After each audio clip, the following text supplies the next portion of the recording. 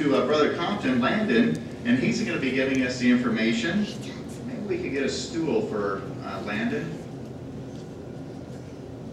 And that way we can platform him up for us. And he's going to be giving us the information, what must one do to take refuge in the name of Jehovah?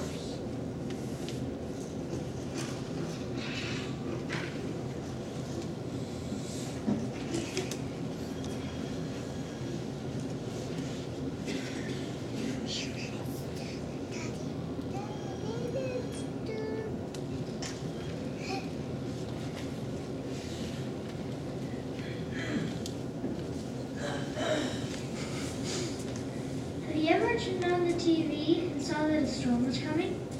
Sometimes it's just a simple rainstorm and that it's not a very big deal. But some storms can produce tornadoes or hurricanes, lightning or hail. When a storm like this is predicted by the weatherman, it's very important for us to take refuge. What does that mean, to take refuge? It means we must get to a safe place to be protected. Today, we are living during a time when another storm has been predicted. This storm is different. Instead of affecting a small part of the earth, it will affect the entire planet and all the people on it. Also, instead of being created by nature, this storm will come by means of Jehovah God. Anytime a storm is coming, it is very important to take refuge before the storm hits, in order to make sure we are protected. It is the same for this storm. We must find protection now, before the storm comes. How can we do so?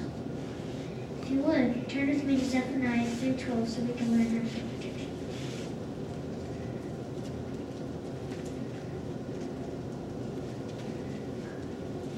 That says, "And I shall certainly let remain in the midst of you a people humble and lowly, and they will actually take refuge in the name of Jehovah." So this scripture tells us that we can actually take refuge in the name of Jehovah. How can we do that? Jehovah has always promised to provide protection to those who stay close to him. So it's important for us to do whatever we can to do that. Let's talk about 3 ways we can stay closer to Jehovah. One way is the first way is at Matthew 24, verse 45.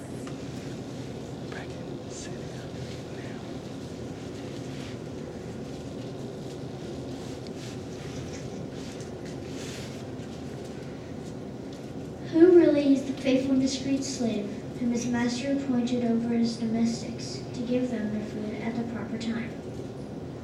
This scripture tells us that Jehovah feeds us spiritually through the faithful and discreet slave, and that we always get food at the proper time when we need it. Sometimes, when I get really hungry, I ask my parents for dinner or lunch when it's not quite in time for it. I can get a little irritated because I want it now. They always say, "If you eat too early, you'll be hungry again before bedtime," so they make me wait. They've taught me the importance of eating meals at the proper time. Jehovah always provides us the right meal at the right time, so it's important that as we receive these meals, we do whatever we can to eat them. Second way, preaching the good news of the kingdom. When Jesus was on earth, he instructed all of his disciples to preach. This is something we still do today. It's very important for us to participate in this as much as possible. As we preach, it draws us closer to Jehovah because we see that he is helping us. But we also get to help others learn about Jehovah. That makes him happy. Third way, we should pray to Jehovah. Calling to Jehovah in prayer helps us to draw closer to him because it makes him reveal to us. Whenever we have problems, we can turn to Jehovah and ask him for help.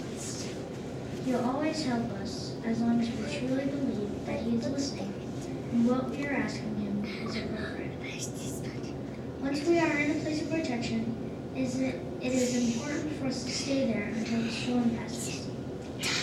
This system nearing its end, we must make sure that we are taking refuge in the name of Jehovah. Once we have drawn close to him, we must continue to do so until the end of the system passes.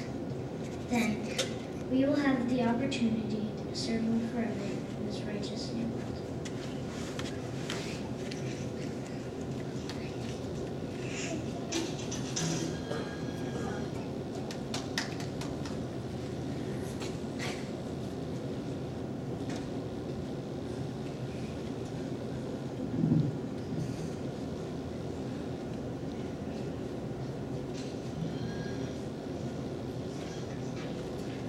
we sure we didn't shrink Corey?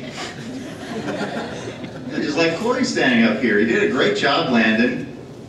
I was really impressed. I wish I had that confidence when I was your age. Getting up here and doing a wonderful job. You brought out your information. I could tell you practiced 1,000 times, right? Yeah, maybe 999, right? You did a great job, so really appreciate your hard work. An important part here in our school guidebook under visual contact, page 125, paragraph 5, it says the Bible tells us before Jesus began his Sermon on the Mount, he lifted up his eyes and he viewed the people around him. And he did that because he wanted to know what kind of people he was talking to. And that's one good thing about visual contact is when we look at people, we can tell what kind of mood they're in, if they're angry or sad or whatever, and maybe we can adjust our presentation. But I thought you did a very nice job, and you're a very good reader, and I look forward to your next talk, maybe in another location. All right, so everybody did a wonderful job this evening. Brother